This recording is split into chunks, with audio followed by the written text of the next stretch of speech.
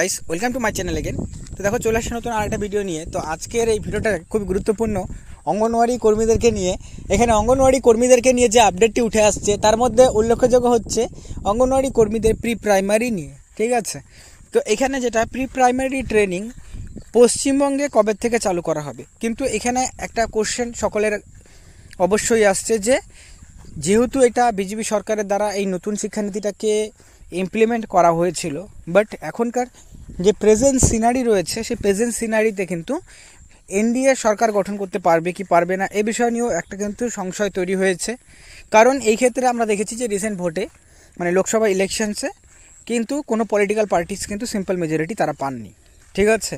তো সেই ক্ষেত্রে ইনকেস যদি এনডিএ সরকার মানে বিজেপি সরকার যদি সরকার গঠন করতে না পারে, তাহলে পরে কি এই যে প্রি প্রাইমারির কথা বলা হয়েছিল নতুন শিক্ষানীতি অনুযায়ী, তো এটা কি ইমপ্লিমেন্ট হবে? মানে বাকির যে রাজ্যগুলোতে ইমপ্লিমেন্ট হয়নি সেটা কি সেখানে ইমপ্লিমেন্ট হবে কি হবে না, এটা নিয়েও কিন্তু একটা কোশ্চেন অবশ্যই রয়েছে। কারণ আমরা দেখেছি যে বারবার আমরা খবরে এই বিষয়টাকে উঠে আসছে যে তোমাদের অগ্নিবীর বা আদার্স যে স্কিমগুলো সেন্ট্রাল গভর্নমেন্ট যেটার জন্য আমরা দেখেছি যে রীতিমতো প্রোটেস্টও হয়েছে, সেগুলো নিয়ে কিন্তু আবারও বিবেচনা করার কথা বলা হচ্ছে। কারণ যেহেতু এনডিএ সরকার পুরোপুরিভাবে মেজরিটি পায়নি, যার জন্য এই কীরকম ধরনের সমস্যাগুলো কিন্তু তৈরি হতে পারে।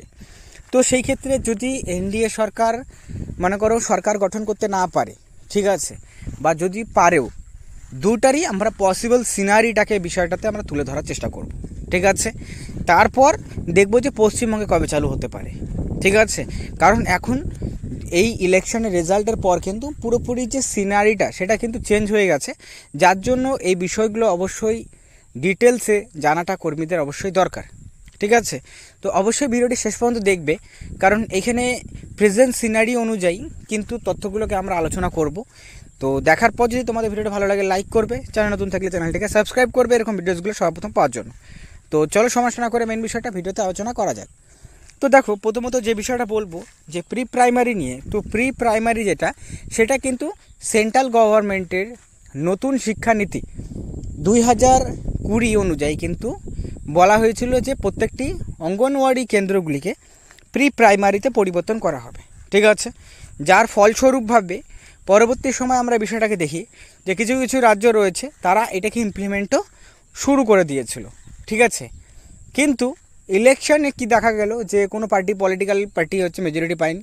তো সেই ক্ষেত্রে এটার প্রভাব কতটা পড়বে, তো আদৌ কি এটা কন্টিনিউ থাকবে নাকি এটা আবার উইথড্র করা হবে, এই বিষয়টা আমি তোমাদের জানিয়ে দিচ্ছি যে তো এটা কিন্তু কন্টিনিউ হওয়ার সম্ভাবনা সবচেয়ে বেশি। কারণ কিছু কিছু রাজ্য রয়েছে যারা কিন্তু অলরেডি নতুন শিক্ষানীতি অনুযায়ী যে শিক্ষা ব্যবস্থাটি রয়েছে এটাকে কিন্তু অ্যাডজাস্ট করেছে, যার জন্য তোমাদের এই নতুন শিক্ষানীতিটাকে কিন্তু উইথড্র করা বা এই নতুন শিক্ষানীতিটা বন্ধ হয়ে যাওয়া এটা সম্ভাবনা কিন্তু বলতে গেলে এখনও পর্যন্ত কিন্তু সেরকম সম্ভাবনা নেই।